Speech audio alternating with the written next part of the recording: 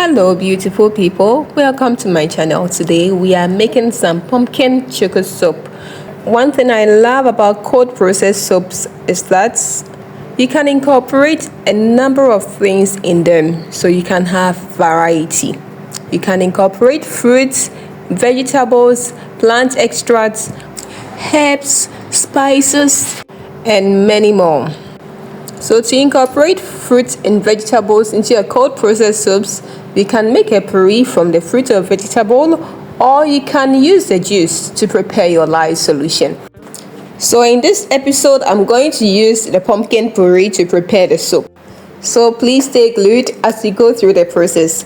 And as always, I'll be sharing some tidbits as we go through this process. Thank you. So now I'm done peeling the pumpkin. I've cut into smaller pieces, washed, and now I'm going to put it on fire. We have it boil for some time, and then we'll go ahead and mash. As you can see, it's soft or tender now. Now I've drained the pumpkin of all the water I used in boiling it. I used just a little water. Okay, it's now time for us to make the puree. I'm preparing this with the aid of my hand blender, which I usually use to make this soap. Okay, so you would have to blend this to achieve a smooth consistency. It should be smooth. In the last video I shared on making cold process soap, in which I made the coconut choco soap, I shared in detail some basics to soap making. If you've not watched, you would love to do that. I'll share the link to that video so you can watch later on. With a pumpkin all blended, I set it aside, and now we go ahead and measure our oils. Please refer to the caption for a detailed measurement of all the ingredients used. Now I go ahead and measure the puree. The recommended quantity for the puree to use in your soap making is about 1 to 7% of the oil. Okay, the quantity of oils being used for this particular soap is 1 liter, which is 1000 ml. So 7% of it will be around 70, and I'm using 62 for the soap, which is about 6.2%. Okay, now as you can see, I measured the cocoa powder, added a bit of oil, and I am mixing. You need to mix thoroughly. When adding powders to your soap, it's advisable for you to determine if it's water soluble or oil soluble before you do that. Don't use water to mix a powder that is oil soluble, and don't use oil to mix a powder that is water soluble. It's highly recommended you mix a bit of the powder aside before you incorporate it into the batch. Now it's time for our lye solution to go into the oil. As you've seen, I have poured the lye solution into the oil, and I start to mix. The lye solution is going to turn the oils into soap through the process called saponification. In the earlier video I discussed in detail what all this is about.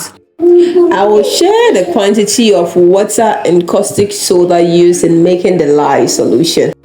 I just added in the citric acid mixture, which when combined with the sodium hydroxide or the caustic soda will form sodium citrate. This will help combat metal ions that can cause the soap to become rancid, and also would help reduce soap scum. I discussed this as well in the earlier video shared. To form the layer, I'm using cocoa powder to mix some parts of the butter. I'm using about 1/4 of the entire butter to mix with the cocoa powder that we earlier mixed. And now I'm pouring the pumpkin into the remaining butter.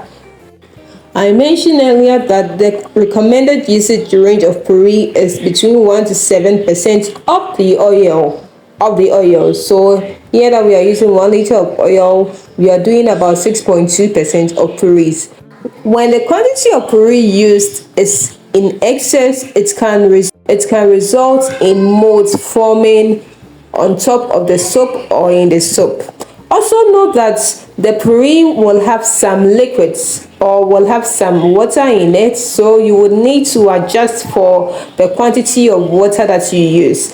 Assuming you want to use, let's say, 35% water discount, it will mean that you can work with something around 32%. It will be difficult to estimate the volume of water in a puree, so you would have to eyeball or estimate. Now, to ensure that the cocoa powder is thoroughly mixed with the butter, I use the stick blender to blend to ensure it's well combined. Now we get our mold ready to pour our butters. So we are forming a layer, so I pour the parts having a pumpkin and I follow with the parts having the cocoa, and then I topped it up with another part having the pumpkin, so it will form the 3 layers as we'll see at the end of the video. It's important that you tuck in your soap. This will help get rid of any air in the butters. When you are forming layers, ensure that your butters has traced, or when you pour the initial layer, let it trace, let it thicken up before you pour the second layer, else it will mix and form swirls. Okay, now we are tucking in one more time, and then we'll follow with the last bit of the butter. I hope you are enjoying the video. Please feel free to share your comments and questions, and if you have any suggestions too, I will really appreciate. If you have any video or recipe that you want me to share, you can share in the comments. I appreciate your support to this channel. Kindly like this video, comment, share and subscribe to this channel if you've not, to enjoy more of these recipes. Now it's all done. It's time for us to texture our soap top.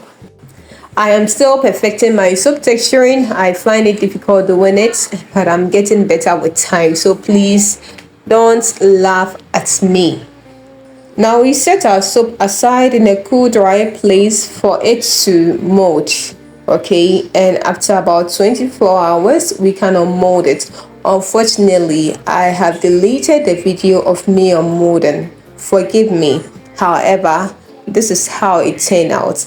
As you can see, I am cutting through the soap and it's formed the layers just as we expected. It turned out very nice. Okay, now we'll go ahead and try it out to see how it lathers.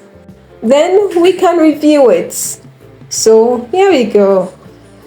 Our soap is cured now. I'm trying it out.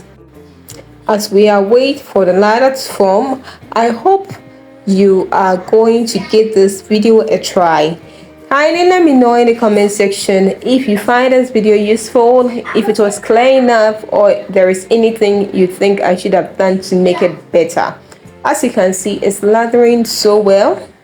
Okay, it's cleansing, and then I love the feel I had after using the soap. Just check my skin. Okay, my skin is not dried up, it's feel moisturized because I superfacted. I hope you enjoyed this video and I believe you are going to give it a try. Thank you for your time. See you in our next video. Bye.